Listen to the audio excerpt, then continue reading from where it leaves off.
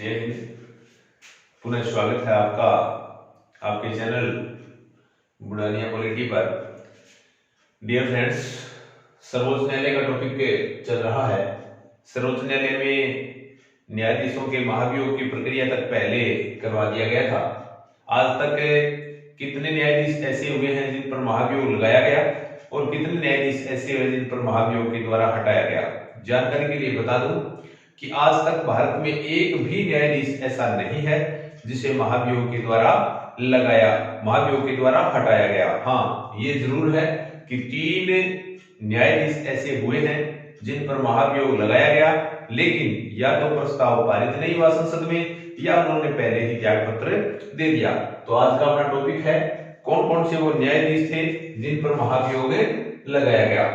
महाभियोग में पहला है we Ramaswamy,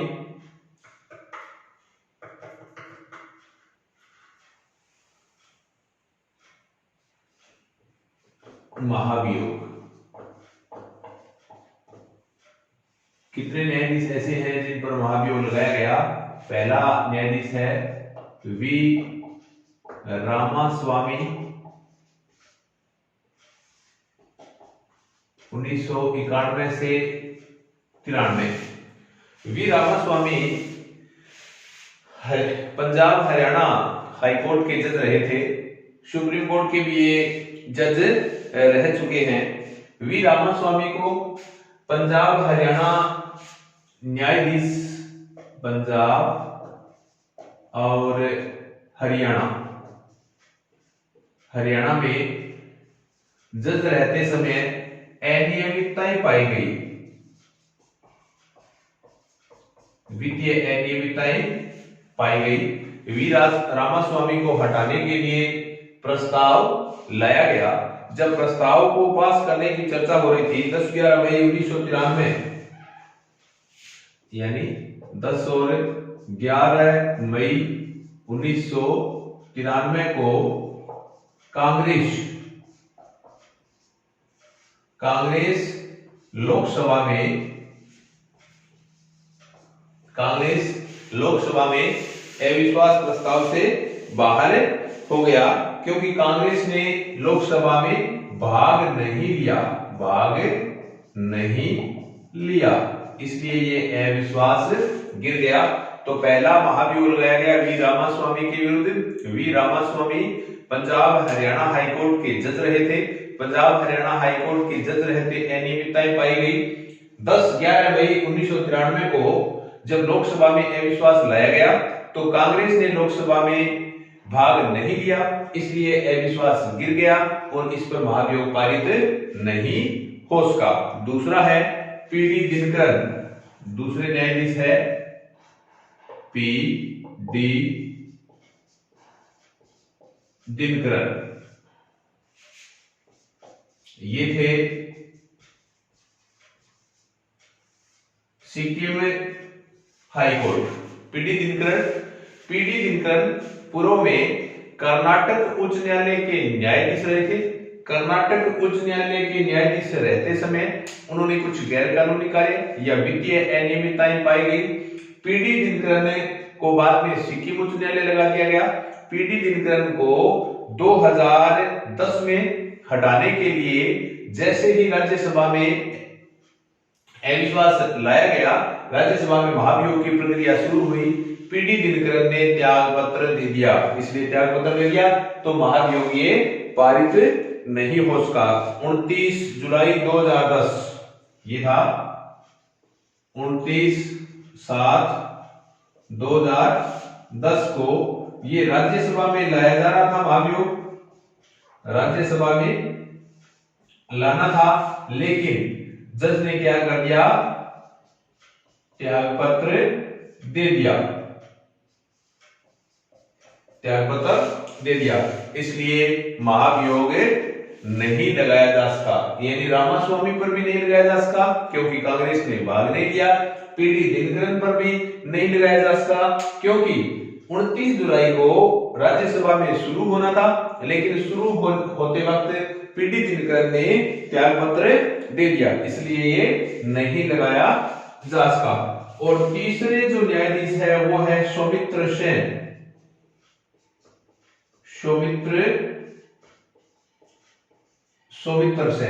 Soumitra Sen Calcutta high court के न्यायाधीश थे।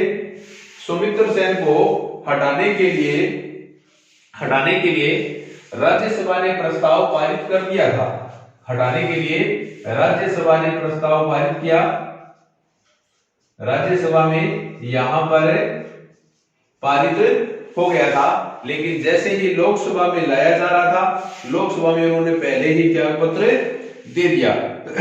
लोकसभा में लाने से पहले ही त्याग पत्र दे दिया। और ये बात है 2011 की, 2011। तो ये मैं दोबारा बता दूं, आज तक किसी भी जज को महाभियोग के द्वारा नहीं हटाया जा सका। क्यों नहीं हटाया जा सका? क्योंकि महाभियोग पूरा हुआ नहीं। पहला रामास्वामी के विरुद्ध लगाया गया, लेकिन कांग्रेस ने भाग नहीं लिया, इसलिए अविश्वास गिर गया।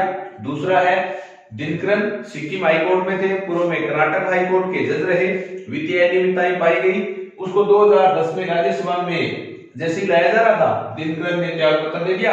और तीसरा है सौमित्र सेन कलकत्ता उच्च न्यायालय में न्यायाधीश थे। राज्यसभा ने पारित कर दिया 2011 में, और लोकसभा में पारित लाने से पहले त्याग पत्र दे दिया। इसलिए ध्यान रखें, किसी भी न्यायाधीश को महाभियोग के द्वारा आज तक नहीं हटाया गया है।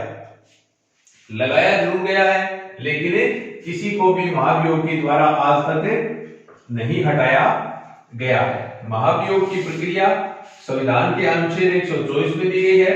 महाभियोग अमेरिका से लिया गया है, लेकिन महाभियोग मूल संविधान में राष्ट्रपति पर ही प्रावधान है।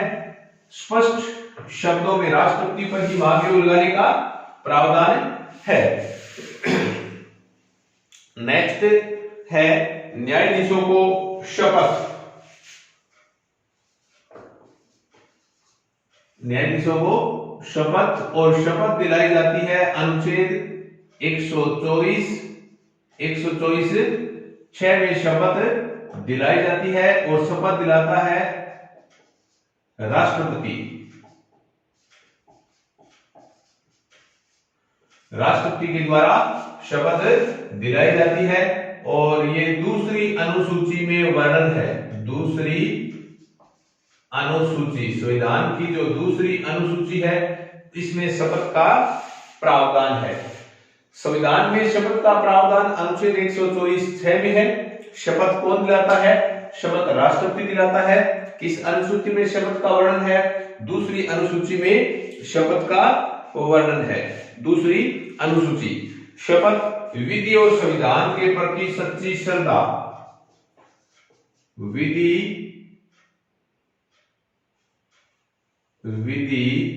व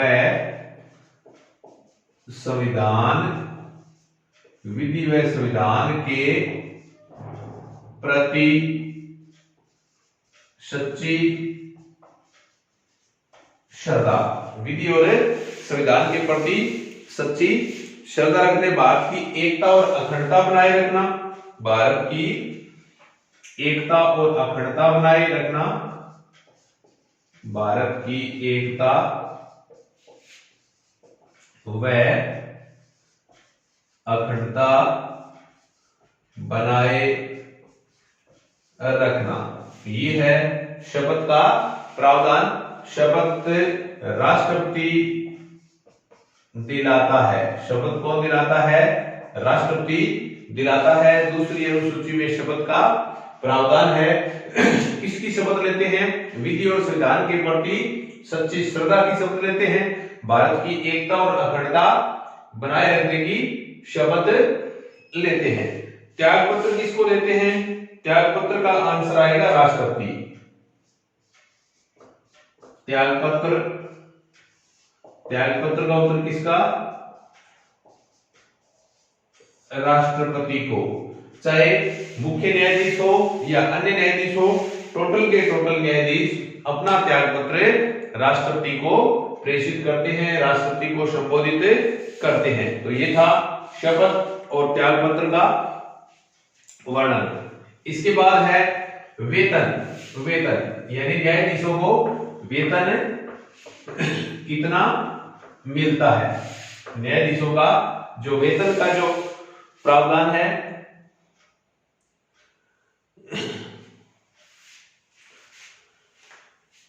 थोड़ा सा बता दूं, शपथ है वो तीसरी अनुसूची है, तीसरी अनुसूची, क्योंकि जो वेतन है दूसरी अनुसूची, दूसरी अनुसूची में वेतन का प्रावधान है। ध्यान रखें, दोबारा रिपीट कर रहा हूं मैं, क्योंकि अभी अभी मैंने दूसरी शपथ बता दी थी। क्योंकि वेतन है, वेतन दूसरी अनुसूची में है और शपथ है वो तीसरी अनुसूची में है, शपथ का प्रावधान। तो इनके वेतन का प्रावधान दूसरी अनुसूची में है। 1950 में जब सुप्रीम कोर्ट बना था तो वेतन ये था 5,000 रुपए और 4,000 रुपए। 5,000 रुपए सीजेआई मैं मुख्य न्यायाधीश को बोल रहा हूं, मुख्य न्यायाधीश, chief justice of India, chief justice of India, इनका वेतन 5,000 था और 4,000 अन्य न्यायाधीशों का वेतन 4,000। अब कितना वेतन है, अब यानी वर्तमान में, प्रेजेंट वर्तमान में है, सीजेआई मुख्य न्यायाधीश का वेतन है 2,80,000। मुख्य न्यायाधीश का वेतन 2,80,000 प्रति माह और अन्य न्यायाधीशों का वेतन, अन्य जो न्यायाधीश है उनका वेतन है 2,50,000 प्रति माह। वेतन कहां से दिया जाता है, भारत की संचित निधि, भारत की संचित निधि से वेतन दिया जाता है, इंडिया की संचित निधि से वेतन दिया जाता है। अच्छा, किसी प्रकार का आयकर नहीं लगता है, आयकर रहित होता है, ये टैक्स नहीं देना होता है, सिर्फ वित्तीय आपात में ही कम किया जा सकता है। यानी जब अनुच्छेद 360 लगे तो ही इनका वेतन कम हो सकता है, वरना कम होने का कोई प्रावधान नहीं है। अब वेतन का प्रावधान किस अनुच्छेद में है, अनुच्छेद 125, अनुच्छेद 125 दूसरी अनुसूची। फिर मैं बता दूं, दूसरी अनुसूची में वेतन है और तीसरी अनुसूची में शपथ का प्रावधान है। जो अभी भी पहले मैंने शपथ बताया था वो दूसरी अनुसूची में गलती से बोल गया था, और ये वहां दूसरी अनुसूची में होकर तीसरी अनुसूची में शपथ है और दूसरी अनुसूची में वेतन है। किस अनुच्छेद में वेतन का प्रावधान है, अनुच्छेद 125 में वेतन का प्रावधान है। जब सुप्रीम कोर्ट बना था उसका वेतन था 5,000 और 4,000।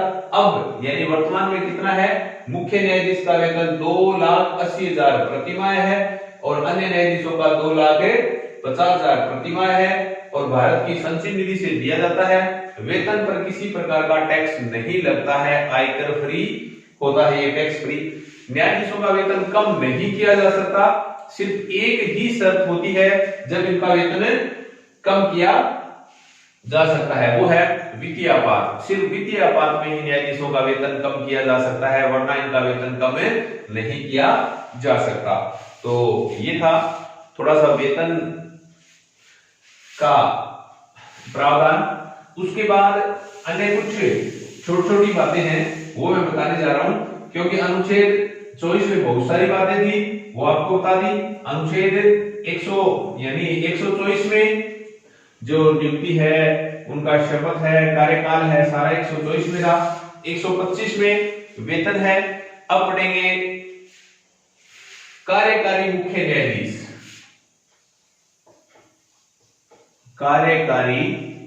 कार्यकारी मुख्य न्यायाधीश। कार्यकारी मुख्य न्यायाधीश, और ये है अनुच्छेद 126। कार्यकारी मुख्य न्यायाधीश, अगर सुप्रीम कोर्ट का मुख्य न्यायाधीश यानी सीजीआई के का पद खाली हो जाए, किसी कारण से रिक्त हो जाए या वो छुट्टी पर चले जाए यानी ये सीट खाली हो जाए, तो राष्ट्रपति कार्यकारी मुख्य न्यायाधीश का प्रावधान करता है।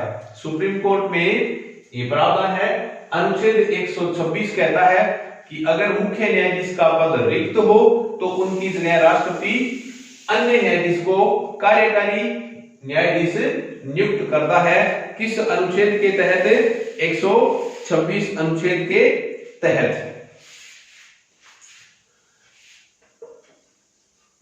मुख्य न्यायाधीश की सीट खाली होने पर राष्ट्रपति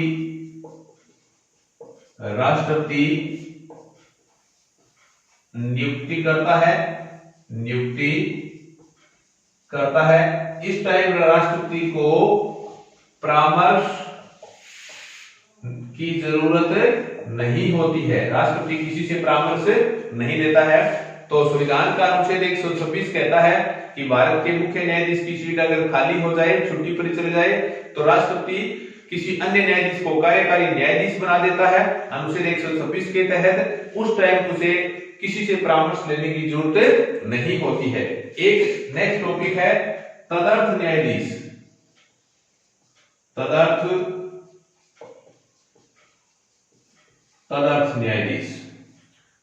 न्यायाधीश का वर्णन अनुच्छेद 127 में है। तदर्थ न्यायाधीश को एड होक कहते हैं। एड होक यानी तदर्थ न्यायाधीश कब होता है? जब सुप्रीम कोर्ट में न्यायाधीशों का कोरम पूर्ण न हो। जब सुप्रीम कोर्ट में न्यायाधीशों की संख्या कम हो जाए तो राष्ट्रपति की पूर्व अनुमति से सीजीआई तदर्थ न्यायाधीशों की नियुक्ति करता है। अनुच्छेद 127 में ये ध्यान रखना है। ये नियुक्ति कौन करेगा? तदर्थ न्यायाधीशों की नियुक्ति कौन करेगा? सीजीआई यानी चीफ जस्टिस ऑफ इंडिया। राष्ट्रपति के परामर्श यानी राष्ट्रपति से पूछ करके तदर्थ न्यायाधीशों की नियुक्ति करेगा। तदर्थ न्यायाधीश किसी हाई कोर्ट से लिए जा सकते हैं। जब जिस हाई कोर्ट से लिए जाए उसी हाई कोर्ट के मुख्य न्यायाधीश से भी परामर्श लेना या उससे बातचीत करना जरूरी है। तो ये नियुक्ति का प्रावधान अनुच्छेद 127 में है। तदर्थ न्यायाधीश जो अडोक न्यायाधीश होते हैं, अडोक न्यायाधीशों की नियुक्ति का प्रावधान 127 में है। नियुक्ति कौन करेगा? भारत का मुख्य न्यायाधीश करेगा। किससे पूछकर करेगा? राष्ट्रपति से पूछकर करेगा। किसी हाई कोर्ट से न्यायाधीश अस्थायी रख सकते हैं, उस हाई कोर्ट से भी अनुमति लेना जरूरी है, उनसे भी पूछना जरूरी होता है। ये है तदर्थ न्यायाधीशों का प्रावधान। अनुच्छेद 127 तदर्थ न्यायाधीश अडोक न्यायाधीशों का प्रावधान है। अनुच्छेद 126 कार्यकारी न्यायाधीशों का प्रावधान है। और अनुच्छेद 128 सेवानिवृत्त न्यायाधीश। अनुच्छेद 128 में सेवानिवृत्त न्यायाधीशों का वर्णन है। सेवानिवृत्त न्यायाधीश। सेवानिवृत्त न्यायाधीश अनुच्छेद 128। अनुच्छेद 128 में सेवानिवृत्त न्यायाधीशों का प्रावधान है। ये नियुक्ति कौन करता है? नियुक्ति करेगा CJI chief justice of India. किससे पूछ करके? राष्ट्रपति की पूर्व सहमति से। राष्ट्रपति की पूर्व सहमति से। अनुच्छेद 128 कहता है कि सुप्रीम कोर्ट में अगर न्यायाधीश कम है तो सेवानिवृत्त न्यायाधीशों को भी न्यायाधीश रखा जा सकता है। 128 के तहत नियुक्ति करने का अधिकार मुख्य न्यायाधीश को है। मुख्य न्यायाधीश राष्ट्रपति से पहले अनुमति लेना जरूरी है, पहले राष्ट्रपति से अनुमति लेता है। ये ध्यान रखें, ये न्यायाधीश तकनीकी तौर पर अन्य के समान नहीं होते हैं, नहीं होते हैं।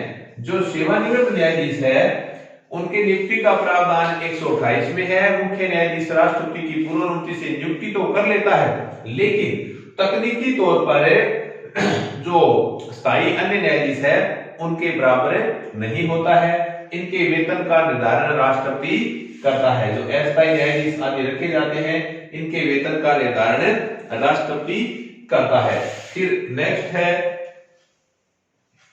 सुप्रीम कोर्ट का स्थान। सुप्रीम कोर्ट का स्थान अनुच्छेद 130 नई दिल्ली में इसकी स्थायी पीठ है। सुप्रीम कोर्ट की स्थायी पीठ है। अन्य पीठ 4 है। अन्य पीठें जैसे कलकत्ता में अन्य पीठें हैं, अन्य पीठ है कलकत्ता, बंबई में है, हैदराबाद में है, और चेन्नई।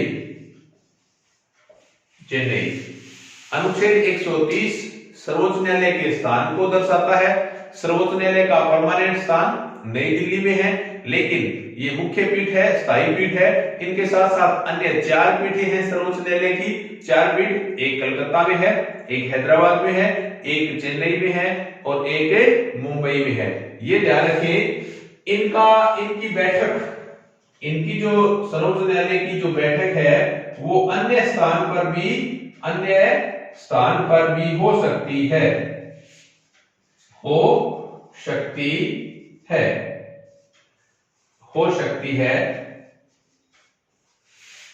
ये कौन करता है? ये CJI यानी चीफ जस्टिस ऑफ इंडिया करता है, राष्ट्रपति से पूर्व सहमति लेकर के। दोबारा बताने जा रहा हूं, भारत का मुख्य न्यायाधीश राष्ट्रपति से पूर्व अनुमति लेकर सुप्रीम कोर्ट की बैठक अन्य स्थान पर भी बैठक कर सकता है।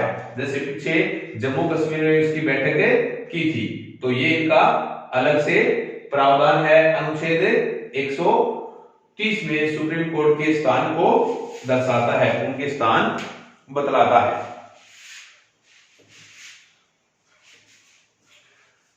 इसके बाद अब मुख्य न्यायाधीशों की बात करेंगे। अपने सुप्रीम कोर्ट के मुख्य न्यायाधीशों की जब चर्चा करेंगे तो ये आएगा कि पहला मुख्य न्यायाधीश और वर्तमान न्यायाधीश, और ये सारी बातें करेंगे। सुप्रीम कोर्ट चल रहा है, मुख्य न्यायाधीशों को चीफ जस्टिस ऑफ इंडिया यानी CJI कहते हैं। मुख्य न्यायाधीश वरिष्ठता के आधार पर बनाया जाता है। 2 बार वरिष्ठता का उल्लंघन हुआ है, वो गत वीडियो में बता दिया गया है। अगर ये आ जाए प्रथम CJI, प्रथम मुख्य न्यायाधीश कौन थे? हीरालाल जे कानिया। सुप्रीम कोर्ट के प्रथम मुख्य न्यायाधीश हीरालाल जे कानिया थे। अगर ये आ जाए सुप्रीम कोर्ट के प्रथम दलित CJI कौन थे? सुप्रीम कोर्ट के पहले दलित KG बालाकृष्णन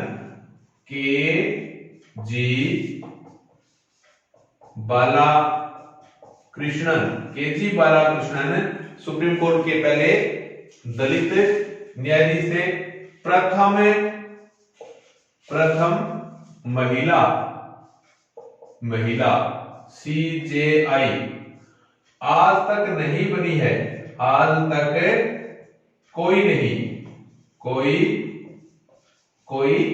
नहीं। ध्यान रखें, भारत में कोई महिला आज तक सर्वोच्च न्यायालय की मुख्य न्यायाधीश नहीं बनी है।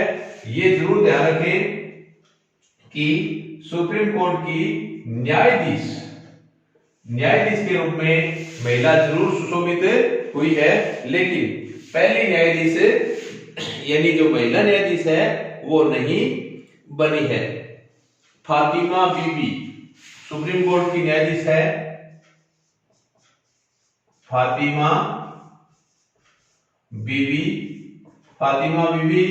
1987 और ये 89 के बीच का जो टाइम है।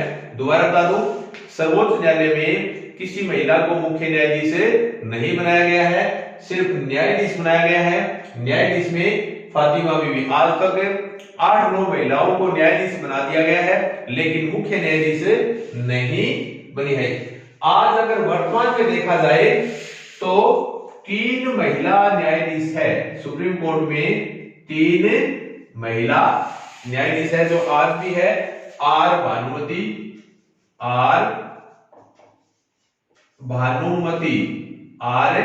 भानुमति, दूसरी है इंदिरा बनर्जी, दूसरी, पहली आर भानुमति, दूसरी इंदिरा बनर्जी और इंदु मल्होत्रा, और तीसरी है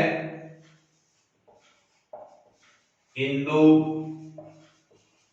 मल्होत्रा। अगर आज देखा जाए तो सुप्रीम कोर्ट में टोटल 34 जज है, टोटल 34 जज मुख्य न्यायाधीश सहित है। टोटल 34 जजों में 3 महिला जज है और जो आज तक की हाईएस्ट है। आज तक में सबसे ज्यादा महिला जज वर्तमान में है। 3 जज आर भानुमति, इंदिरा बनर्जी और इंदु मल्होत्रा। इंदु मल्होत्रा का एक और प्रश्न बताने जा रहा हूं।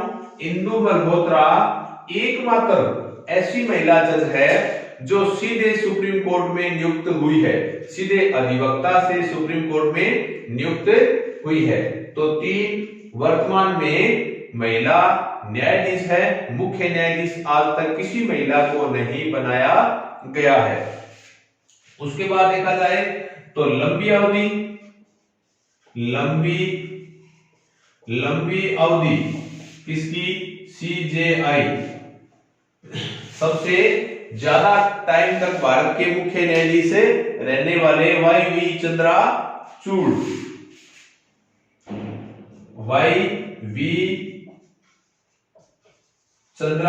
है।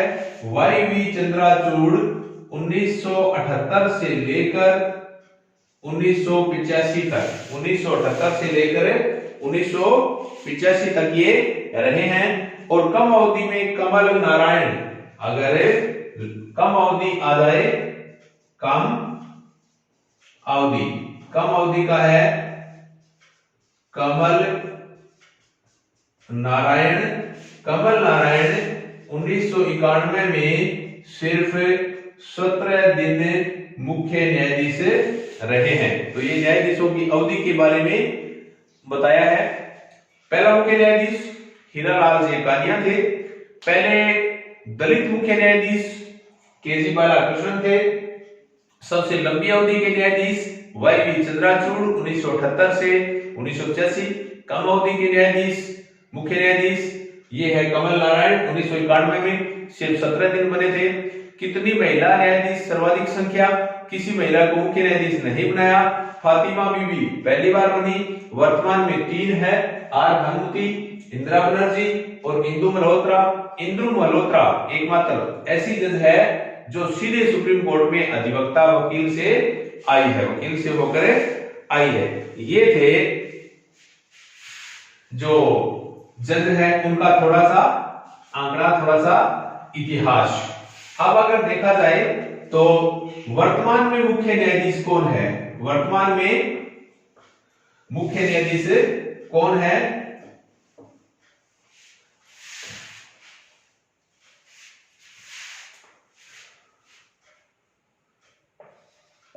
शरद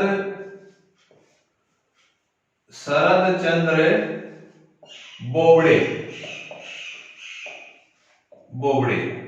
अपने को बोबड़े मुख्य याद रखना है। आजकल नई अखबार में आता है, जो किसान आंदोलन के वगैरह उनकी सुनवाई से संबंधित, तो वर्तमान में मुख्य न्यायाधीश बोबड़े हैं। बोबड़े जिन्होंने कई पूर्व फैसलों के नाम से वो सुप्रसिद्ध रहे हैं और वरिष्ठता के आधार पर मुख्य न्यायाधीश बनाए जाते हैं। एक और ध्यान दें कि मानवाधिकार आयोग, राष्ट्रीय मानवाधिकार आयोग का अध्यक्ष सुप्रीम कोर्ट का सेवानिवृत्त मुख्य न्यायाधीश ही बन सकता है, अन्य कोई न्यायाधीश नहीं बन सकता। दोबारा कहूं कि राष्ट्रीय मानवाधिकार आयोग का अध्यक्ष सेवानिवृत्त मुख्य न्यायाधीश ही बन सकता है। अब आता है सुप्रीम कोर्ट के क्षेत्राधिकार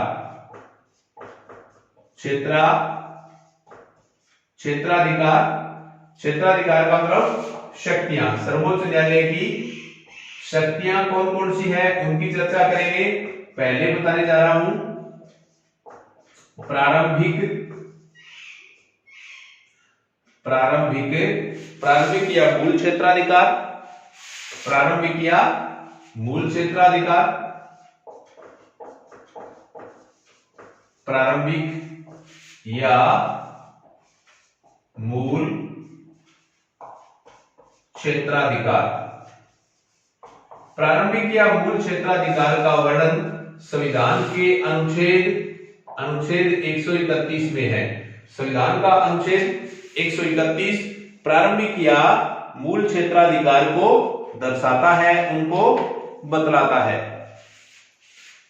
अब प्रारंभिक क्षेत्राधिकार में कौन कौन से केस आते हैं? ये आएंगे भारत सरकार या अन्य राज्य का मामला आ जाए। दूसरा आएगा भारत सरकार या इसके साथ कोई राज्य हो और इधर अन्य राज्य आ जाए। नंबर 3, 2 या अधिक राज्यों के आपसी विवाद। दोबारा बता दूं, प्रारंभिक या मूल क्षेत्राधिकार वो होते हैं जिनके आधार पर सीधे सुप्रीम कोर्ट में जा सकते हैं। प्रारंभिक क्षेत्राधिकार में कौन कौन से वाद आते हैं? भारत या अन्य राज्य का वाद, भारत राज्य या किसी अन्य राज्य का विवाद। एक तरफ भारत राज्य हो, भारत हो, उनके साथ कोई स्टेट हो और उसके वर्सेस अदर स्टेट हो। तीसरा है 2 या अधिक राज्यों के जो आपसी वाद आते हैं वो मूल क्षेत्राधिकार में आते हैं, शामिल होते हैं। कोई भी नागरिक, कोई भी व्यक्ति केंद्र या राज्य सरकार के विरुद्ध मूल क्षेत्राधिकार में नहीं जा सकता है। कोई भी नागरिक केंद्र या राज्य सरकार में के विरुद्ध मूल क्षेत्राधिकार में नहीं जा सकता है। 2-3 बातें आपको यहां और बताने जा रहा हूं। अनुच्छेद 262, अनुच्छेद 280, अनुच्छेद 290, 262 ये नदी जल विवाद से है। 280 वित्त आयोग का प्रावधान है। 290 ये केंद्र और राज्य उनके जो रिलेशन के बारे में है। और नेक्स्ट एक अनुच्छेद और है जो 363, अनुच्छेद 363 जो देशी रियासतों से संबंधित है। ये मामले प्रारंभिक क्षेत्राधिकार में नहीं आ सकते हैं। दोबारा रिपीट कर रहा हूं कि कौन कौन से मामले हैं ऐसे जो यहां प्रारंभिक क्षेत्राधिकार में नहीं आ सकते। अनुच्छेद 262 नदी जल विवाद, आपसी नदी जल विवाद। अनुच्छेद 280 वित्त आयोग। अनुच्छेद 290 केंद्र राज्य संबंध से संबंधित। अनुच्छेद 263 देशी रियासतों से संबंधित। ये प्रारंभिक क्षेत्राधिकार में ये मामले नहीं आते हैं। तो पहला अधिकार है प्रारंभिक क्षेत्राधिकार। दूसरा है रिट यानी याचिका। रिट और याचिका जो अनुच्छेद 32 है। अनुच्छेद 32 वहां पर 5 प्रकार की रिट का प्रावधान है। बंदी प्रत्यक्षीकरण, परमादेश, उत्प्रेषण और अधिकार परीक्षा और प्रतिषेध। प्रतिषेध। ये 5 प्रकार की रिट है। सुप्रीम कोर्ट के पास 5 प्रकार की रिट का अधिकार है। एस चंद्रचूड़ या एस चंद्र कुमार केस 1997 का है।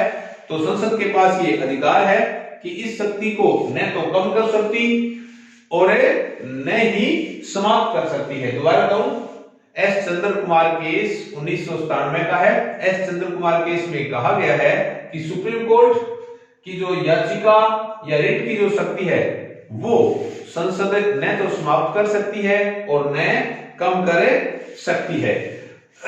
अनुच्छेद 139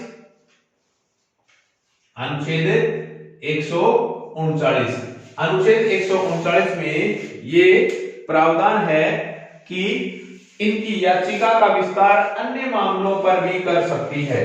ये याचिका अन्य मामलों पर भी विस्तार कर सकती है। ये अधिकार, कानून बनाने का अधिकार, ये संसद के पास है। संसद के ये पास है। इसके बारे में ये बताया गया है। दोबारा कहूं, अनुच्छेद 139 संसद उचित समझे तो सर्वोच्च न्यायालय की रिट या याचिका का अधिकार अन्य मामलों पर बढ़ा सकती है। ये अधिकार संसद के पास है। तो पहला क्षेत्राधिकार था प्रारंभिक क्षेत्राधिकार, दूसरा है याचिका का क्षेत्राधिकार, तीसरा जो है अपीलीय क्षेत्राधिकार, तीसरी शक्ति है अपीलीय क्षेत्राधिकार। अपीलीय क्षेत्राधिकार, यहां मैं अनुच्छेद लिख रहा हूं, अनुच्छेद 132, 133, 134 और 136। यहां संवैधानिक मामलों की अपील होती है, क्योंकि भारत का सबसे बड़ा अपीलीय न्यायालय सर्वोच्च न्यायालय है। अनुच्छेद 132 में संवैधानिक मामलों की अपील होती है। अनुच्छेद 133 में दीवानी मामलों की अपील होती है। अनुच्छेद 134 में फौजदारी मामलों की अपील होती है। 136 में जो भारत का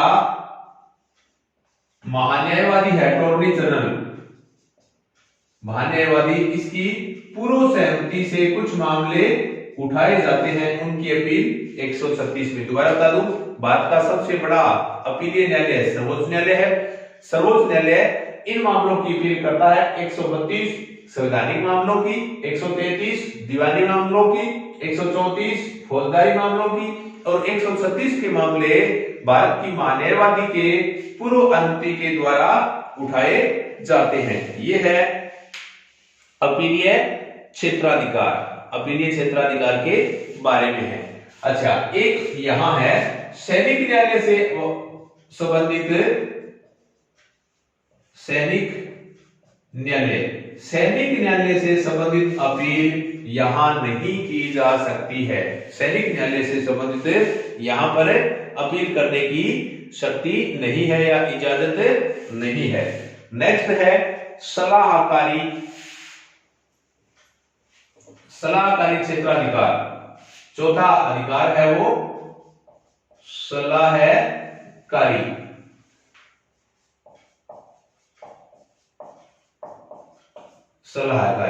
सलाह देना, अनुच्छेद 143।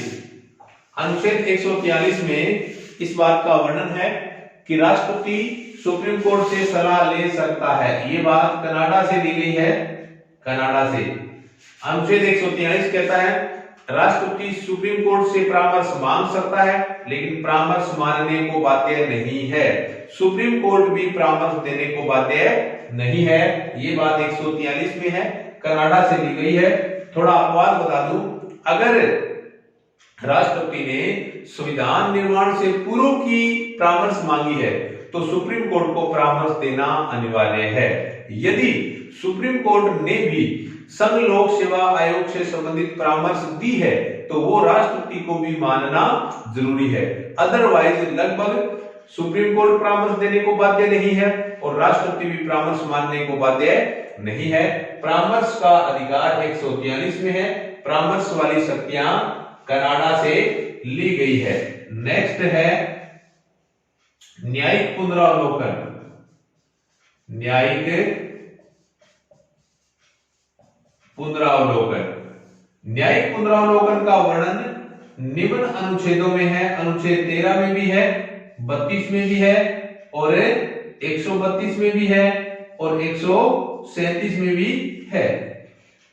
सुप्रीम कोर्ट संसद के द्वारा बनाए गए कानूनों को रद्द कर सकती है। नंबर 2, अनुच्छेद 137 कहता है सुप्रीम कोर्ट अपने द्वारा बनाए गए कानूनों की पुनः समीक्षा कर सकती है। इन्हें जुडिशियल रिव्यू कहते हैं। इसे न्यायिक पुनरीक्षा या न्यायिक समीक्षा भी कहते हैं। तो न्यायिक पुनरावलोकन अमेरिका से लिया गया है, मूलतः ये अमेरिका का है, वहां से ग्रहण किया गया है। अनुच्छेद 13, 32, 132, 137 में न्यायिक पुनरावलोकन क्या होता है?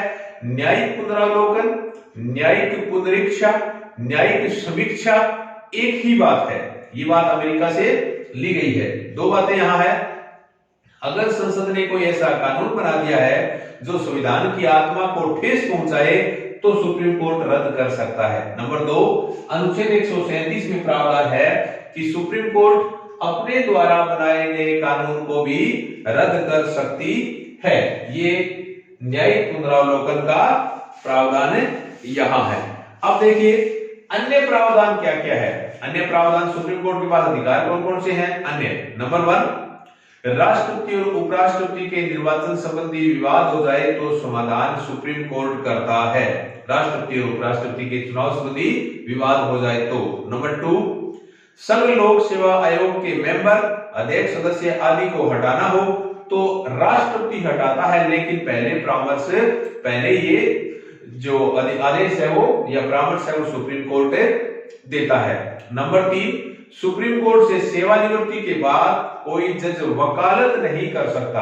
हाँ, राजनीतिक नियुक्ति हो सकती है, जैसे पीछे रंजन गोगोई अभी राज्यसभा के मेंबर बने हुए हैं, अन्य पदों पर भी रह सकते हैं, राज्यपाल भी बने हुए हैं। लेकिन ध्यान रखें सुप्रीम कोर्ट की सेवानिवृत्ति के बाद वकालत का काम नहीं कर सकते हैं, वकालत नहीं कर सकते हैं। और जो राष्ट्रीय मानवाधिकार आयोग का अध्यक्ष है वो सिर्फ और सिर्फ सुप्रीम कोर्ट का मुख्य न्यायाधीश ही हो सकता है। ये कुछ छोटे छोटे प्रावधान और है। एक दो बातें मैं यहां और बताने जा रहा हूं।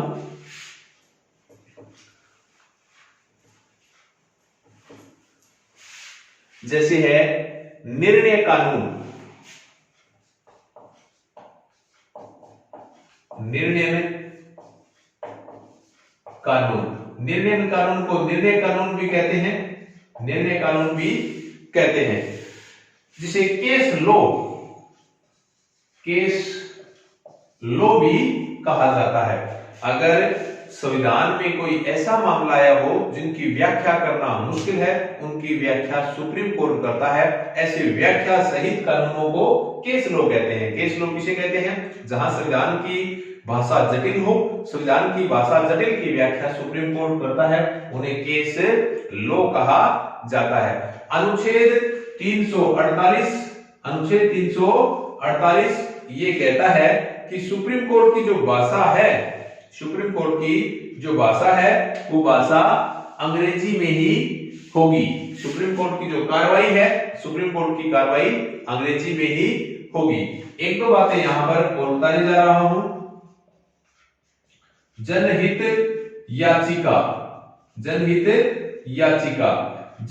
याचिका को सामाजिक हित याचिका भी कहते हैं।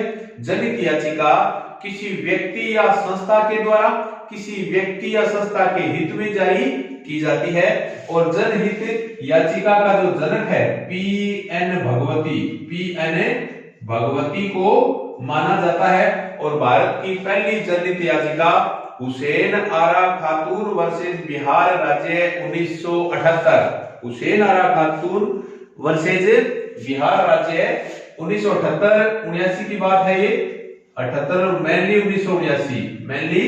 1979 हुसैन आरा खातून वर्सेस बिहार राज्य, ये पहली जनहित याचिका लगी थी। दूसरी है सुनील बत्रा का केस है। सुनील बत्रा जो तिहाड़ जेल में बंद था, उनसे संबंधित दूसरी जनहित याचिका 1980 में। तो जनहित याचिका किसी व्यक्ति या संस्था के द्वारा व्यक्ति या संस्था के हित में जारी की जाती है। पहली जनहित याचिका कौन थी? आरा हुसैन खातून वाली है 1979।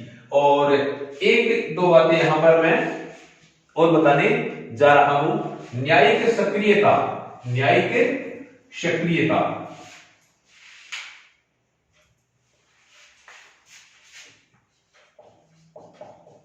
न्यायिक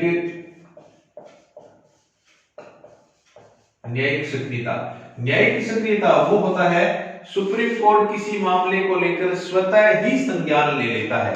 कोई ऐसा मामला हो जहां उनकी हेल्प करनी हो, कानूनी सहायता करनी हो, ऐसे मामलों में सुप्रीम कोर्ट स्वतः ही संज्ञान ले लेता है हेल्प करने के लिए, सामाजिक सरोकार के लिए। उसे न्यायिक सक्रियता कहते हैं। एक होता है लोक अदालत, लोक अदालत, लोक अदालत पक्ष और विपक्ष, वादी और प्रतिवादी को आमने सामने खड़ा करके वहीं पर फैसला खत्म कर दिया जाता है। और लोक अदालत राजस्थान में पहली लोक अदालत कोटा में लगाई गई, और जो स्थायी लोक अदालत है, स्थायी लोक अदालत है वो उदयपुर में है। पहली लोक अदालत कोटा में लगाई गई और जो स्थायी है वो उदयपुर में है। और लोक अदालत का जनक भी पी.एन. भगवती को माना जाता है। पी.एन. भगवती। लोक अदालत क्या है? वादी और प्रतिवादी दोनों को आमने सामने खड़ा करके वहीं पर ही फैसला सुना दिया जाता है। राजस्थान की पहली लोक अदालत कोटा में लगी, स्थायी लोक अदालत उदयपुर में है। पी.एन. भगवती को इसका जनक माना जाता है। एक है ग्राम न्यायालय, गांव में जाकर न्याय करना, ग्राम न्यायालय, ग्राम न्यायालय गांव में जाकर के न्याय करना।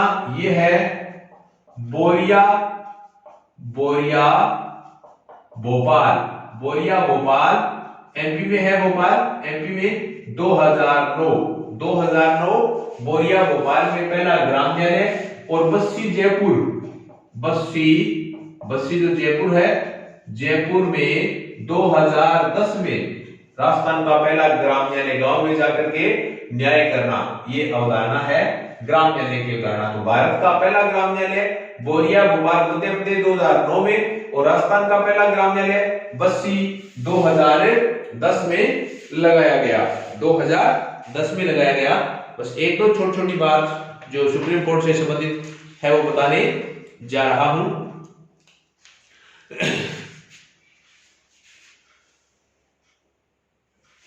अनुच्छेद 140 कहता है कि सुप्रीम कोर्ट से संबंधित जो शक्ति है, जो कानून बनाने की शक्ति है, जो अधिकार की शक्ति है, वो संसद के पास है। संसद चाहे तो सुप्रीम कोर्ट के बारे में और नए कानून बना सकती है। तो डियर फ्रेंड्स, ये सुप्रीम कोर्ट का ये लेसन आपको अच्छा जरूर लगा होगा। अगर वीडियो अच्छा लगे तो लाइक जरूर कीजिए, शेयर जरूर कीजिए और ज्यादा से ज्यादा चैनल को सब्सक्राइब कीजिए। जय हिंद, धन्यवाद।